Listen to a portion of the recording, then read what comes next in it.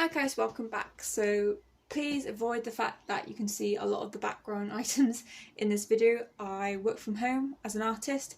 I don't have enough expendable income to afford to rent outside my spare room, but it just kind of makes it a bit more homely and a bit more down to earth. So also you may see my cats floating around because they like to sleep in this room as well, as much as I like to work in this room. I am very glad to sit down and talk to you about this painting. Now, so for any of you who don't realise, this painting I actually did during a very bad day. I do find just sitting down and painting anything just helps with the mental ability to basically say, I am okay, it's okay, just put some time between you and what has happened, and it does really help. It's nothing major that happened, don't worry anyway, if any of you are going to ask. What this type of painting is actually called, it's called subtraction painting. Now this is something that I actually named because for me the process, that I didn't really find another process. You can call it subconscious painting, but I prefer subtraction painting because you're not just grabbing the colours that you want, you are limited the colour palette that you are using. These colours are actually based on a drawing that I had come across while sorting through bits of my art and reprinting on top of. There was a couple of pieces of papers with terracotta on them, and how you actually drew and painted with terracotta, you just wetted a bit of the clay and then just drew like normal, just like a normal application, just a bit like ink basically, and that just seemed to work, and I just fell in love with the colours all over again to the point that I was raiding my small little drawer of all my oil paints. I decided to go for a mixture of browns, a black and a white. Four very, very basic colours. The black and white are always going to be there in subtraction painting, whereas there's going to be a couple of colours that either you choose on the day or you have a build up of knowledge of what colours you kind of want to use. When it comes to actually applying the paint, you have nothing in mind, you just draw lines, shapes, anything that you feel like drawing basically. There's no real influence, it's just what you want in that moment. Because actually when I was painting this, it was landscape rather than portrait. Sometimes this does happen, well, about 40% of the time this does happen, where I draw a landscape and it actually turns out to look better as a composition, as a portrait. Therefore I name it as a portrait landscape or landscape portrait, depending on what it could be. Not to say it doesn't work as a landscape, I just prefer it as a portrait. So far, subtraction painting is basically a limited palette of colours. There's no ideas or concept behind it, you just apply the paint onto the canvas using, on that day I used a palette knife, a series of different shapes of palette knives, but for me it was just applying the paint rather than using the palette knives to apply the paint in a specific way. I do have to admit, sometimes with subtraction it works so much better when you've had other paintings underneath the canvas. So this one actually had a painting of a place where I went to Ingleton Falls, if I can pronounce it right, Ingleton Falls in Yorkshire. It didn't work out, it was just, I couldn't get the palette colour right, it was just a lot of green, but there was this really nice brown / red water running through it, but I just couldn't balance the red with the green. The green just looked too fake and the foliage just looked too fake, so I just painted over the top of it with brown acrylic paint and then put it to one side. And then when I had my bad day, I saw it, picked up and just started painting on the canvas. What really did help is because I'll show you the colour brown that we've got. So that's actually the colour brown that I used to cover up the old painting. It's actually very similar to what the painting is right now. You can actually see bits of it towards the bottom and in between bits that I've kind of scraped across the paint onto the canvas for. So I suppose that is kind of a subconscious thing that I did in preparation, but then again I didn't know I was going to have a bad day, so it's kind of that weird, is it meant to be situation.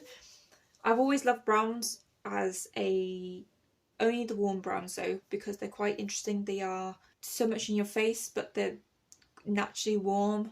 They're not as bright and vibrant as reds are, but they are warm enough to give you that attention if you want it, so you can easily look away from it. But then again, you've also got this natural theme around brown where it's like you kind of, every single plant pot you get is in a brown pot. Brown is kind of related to plants, dirt, garden, with like mental health. I can kind of link it all together very easily. It's not why I like the brown, I just like it because it's a really nice warm subtle colour that doesn't draw so much attention to itself. In the moment, I didn't plan it because you can't plan bad days, but in the back of my mind I think I was like, I really like that terracotta colour and feel of it, so I decided to grab two colours and the black and the white and just paint lines, shapes. Normally you do one coat, but I decided halfway through that some of it I didn't really like, so I started going over a bit more. So this section here was actually, I think it was connected somewhere else. I think this whole bit here was all white. Then I realised it was just too much there, so I just scraped it across and then used any excess paint on some of the different bits of areas as well. Starting from the very beginning of the painting, the main aim is to cover as much of the canvas as you can, because you've obviously got this negative white, not negative white, this cover up of a painting. So your aim at the very beginning is to just cover up with different shapes and marks, and not to consider the composition at all from that starting point. It's just to cover up as much of the canvas as possible. And then when you're about 70-80% covered, then you start to think, okay, what have I got here? There's a lot of shapes, a lot of bits of angles. How can I balance this all out? Because sometimes it doesn't balance out, which is what I thought was down here. So that's when I started to move some of the lines about from pre-existing lines, and then move them on to a more of a form. So this seems a bit more three-dimensional, whereas the rest of it does seem a bit more 2D. That's not a bad thing. Sometimes paintings are really nice as 2D forms rather than a three-dimensional form, because in my mind this isn't a still life observation or a landscape or a portrait, it's just my subconscious and subtraction method applying to a canvas to allow my brain to recover from an event. I don't want to compare myself to Van Gogh because I'm nowhere near as talented as he was, but I actually found out that Van Gogh, when he painted, it was after his mental health breakdowns, it was kind of like his recovery, and the subtraction artwork is sort of my recovery. It's not always about doing it when you have a bad day, it's more of a recovery of my mind to remember that everything doesn't have to be perfect, everything doesn't have to look what it has to look like. It can look like something else, and you can just kind of explore what is in your head rather than what is in front of you, which is a very nice relaxing feeling because you don't have much pressure to perform. Because nowadays there's so much pressure to be able to just sit down and draw. As soon as you mention you do art as a hobby or as a career, if you're lucky enough, they expect you to just sit down and draw anything and then be amazing at it. Whereas this is very much more personal.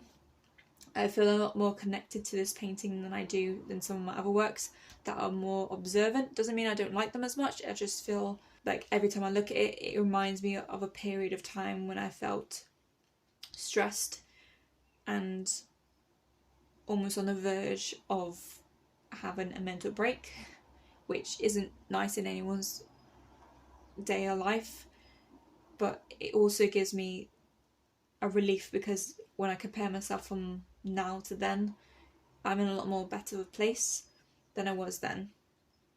But it's just a bit of a reminder to remind myself of how far I've come, even though it was just a small little thing that happened that day. It was lucky that I'm now here and I've kind of semi-recovered from it. So the exciting bit about it is when you've got about 80-90% and you start to withdraw or subtract or add in more bits to make it kind of more compositional. And this is where you begin to see what you actually might see in your paintings. Sometimes I see figures, a lot of the time I see figures. Sometimes I see faces, which kind of comes under the figures part, but not faces that I recognise. It's much more abstraction. Or there's objects that I feel like, oh, that looks like a triangle, but what kind of triangle is it? Is it a circle? Is it a square? Is it fruit? Is it an object that I see every day that I've just subconsciously drawn without even realising it? But in this case, I believe I've drawn my bed, which is quite nice because actually going to bed and relaxing is one of the times I feel a lot less anxious. I'm not actually normally an anxious person, but recently I have been a lot more anxious because I'm under a lot of pressure. It's nothing that other people have put me under pressure. I feel always under pressure at this point because I've got a lot on, and it's kind of like the anticipation of it all to be over, and you just kind of want it to be over.